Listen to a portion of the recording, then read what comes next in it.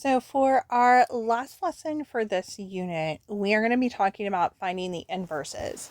But inverses are kind of special where operations and compositions are not as special. So inverses are only possible when a function is what we call a one-to-one function. So a one-to-one function means that it must pass both the vertical line test to prove that it is a function and also the horizontal line test. And inverses are symmetric over the line y equals x. So a one-to-one function is a term that you may have heard before, but you may have not. So just to quickly review what that is a function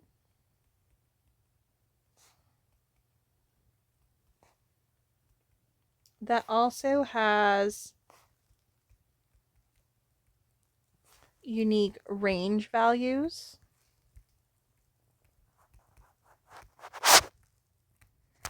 as well as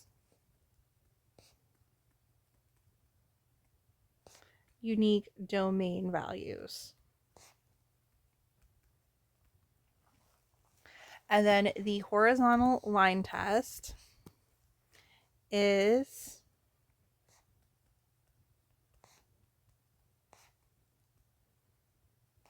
the test to prove a function is one-to-one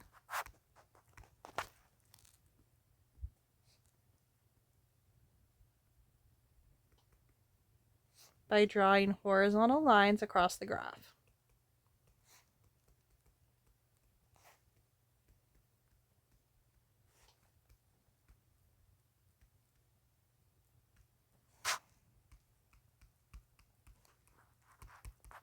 If a line intersects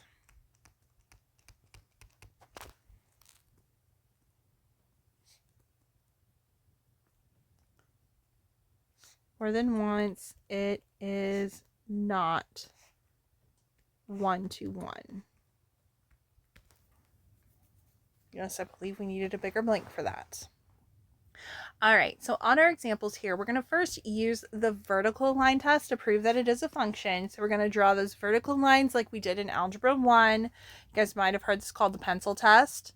And then we'll use horizontal lines to prove that it is one-to-one. So first it has to be a function, and then second it has to then use the vertical or the horizontal line test. So if it doesn't pass the vertical line test, there's no point in going on. So on number 1, we are going to look and see, and so it looks like yes, we are a function because those are all vertical lines. So now let's draw horizontal lines. So I'm still looking to see if I'm crossing that original function. So the pink lines do not matter. So I'm going to draw lines just kind of everywhere. And so this is a one-to-one function.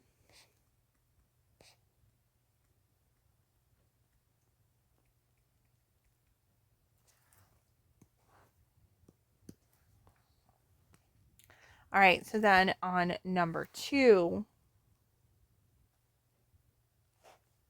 we are going to test in multiple places to see if we are a function. And yes, we are a function, but are we one-to-one? Well, let's see. So I'm going to draw those horizontal lines now.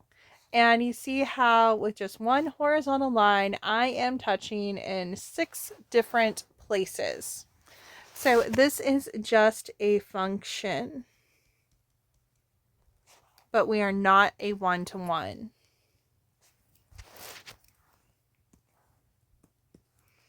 I'll highlight those spots where we crossed same horizontal line.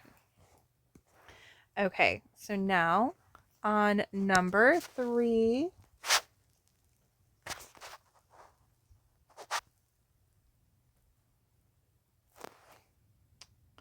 we are crossing in just one spot, no matter where we go in this graph. So now let's see if that is true for our horizontal lines.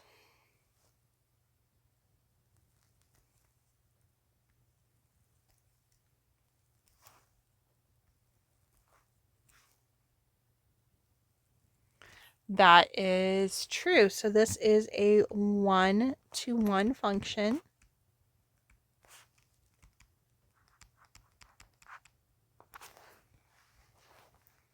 So let's try number 4.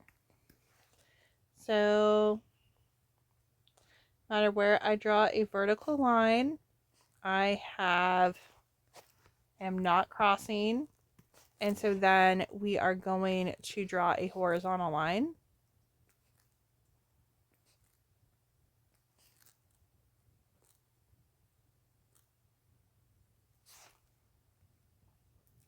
And so that gives you a 1-to-1 function.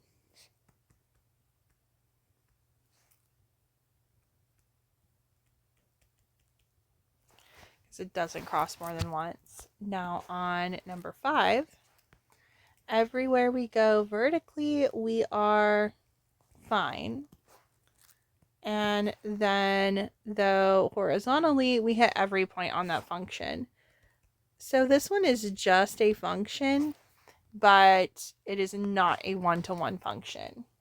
So then on number 6, well, we don't even pass the vertical line test. So we can't be a 1-to-1 function because this is not a function.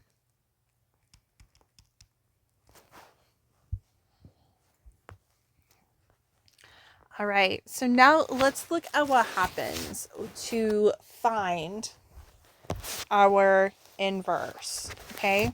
So once we know that we have a 1-to-1 function, we are going to find the inverse of the function by switching every x to a y and every y to an x. So then we will solve for y, and then we'll establish the appropriate domain restriction for the function to be 1-to-1. So if needed. So on number 1, we're going to go ahead and find the inverse. So we're going to switch x and y, and that is a linear function. And so most of the time, if you know what your parent function is going to look like, you can kind of just picture it in your head and go, okay, I know this one's going to need a domain restriction. This one is not. You can also graph them in Desmos. So what we're going to do is we're going to go ahead and switch x and y. So this f of x is going to become our y, and then we're going to switch them. So we will have x equals 2y plus 1, and then we will subtract 1. So we have x minus 1 equals 2y, and then we're going to divide by 2. So that gets our y alone, and then we are going to switch out our notation. So the f of -1 of x, that shows that we have an inverse, equals x minus 1 over 2. And then our domain here, since we are still linear, is -infinity to +infinity. And then on example 2, this is actually a linear equation as well. So we don't need to worry about a domain restriction. So we are given, let's see, we changed our f of x to a y. So now we are going to switch. So we're going to have x equals 5 minus 2 over 3y. And then we're going to solve for y. So we're going to subtract 5 from each side. So we have x minus 5 equals -2/3 y. And then we will multiply by the reciprocal.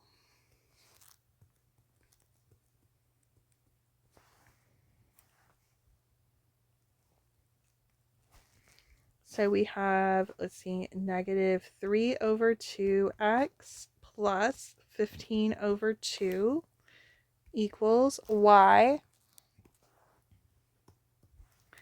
And so we have f of negative 1 of x equals negative 3 over 2x plus 15 over 2.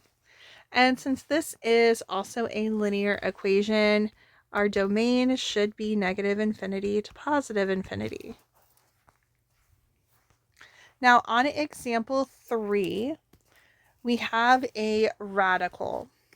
And that is going to be a function. If we graph it in Desmos, it looks like this. But if we remember lesson 1, we need to figure out what our domain is.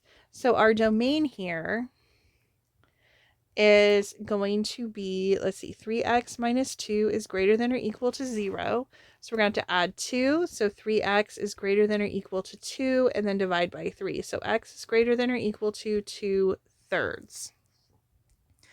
So that is our domain for this initial function. That is going to come into play for our inverse, because our inverse will actually wind up being quadratic. So we're going to switch x and y, because remember f of x becomes y. So we're going to have x equals the square root of 3y minus 2. So now we need to get y alone. And so we undo a square root by squaring both sides.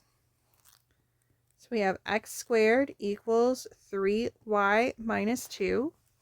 Then we are going to add 2 to each side. So we have x squared plus 2 equals 3y.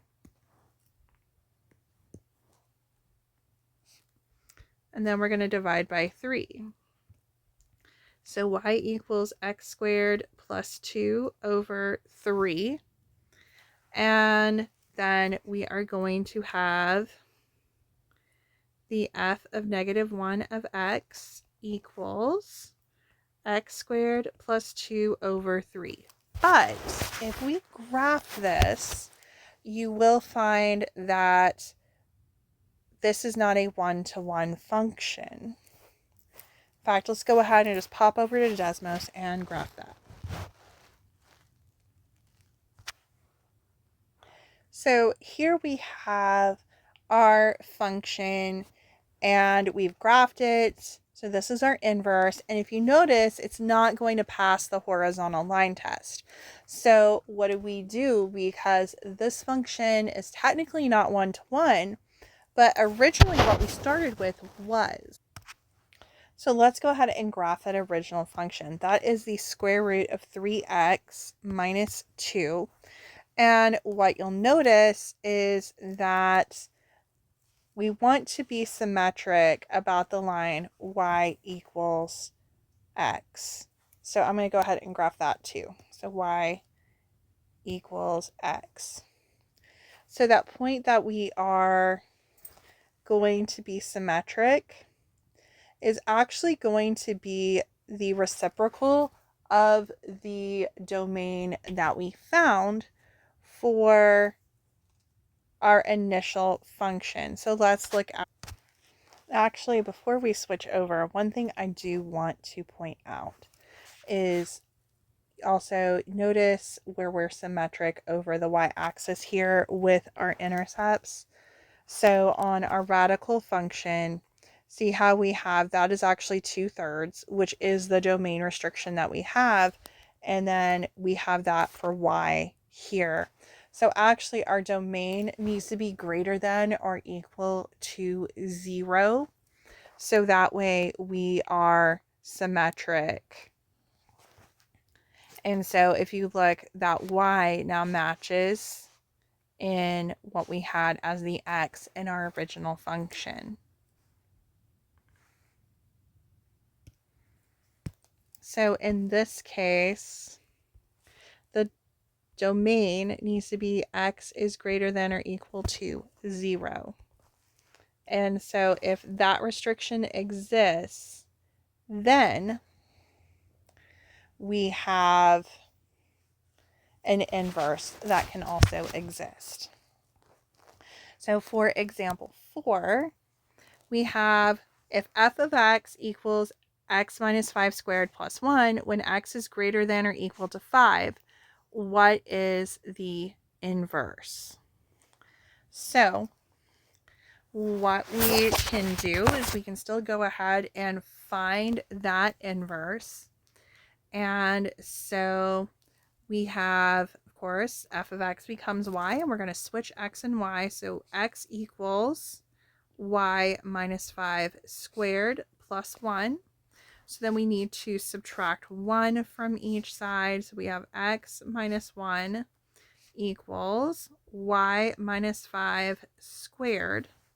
Then we are going to take the square root to get rid of the square. So we have the square root of x minus 1 equals y minus 5. And then we're going to add 5 to each side to get rid of the 5 and get y alone. So now we have the square root of x minus 1 plus 5 equals y. And in function notation, we are going to have f of negative 1 of x equals the square root of x minus 1 plus 5. And since this is a radical, it's not going to need that domain restriction. And let me show you on the graph what is happening here. So for our initial function, we had x minus 5 squared plus 1, or was that minus? So that was a plus 1. And then the domain was actually restricted to just where x is greater than 5. So greater than or equal to 5 for that one. And so we're going to go ahead and close those brackets. And so that shortens off this function to being just here. And so when we find that inverse, that would have been x minus 1. And then plus 5. Then you see how we are symmetric. So the inverse can exist because of the domain restriction that happened in the beginning of the function. So this inverse is actually just fine as it is with no domain restriction.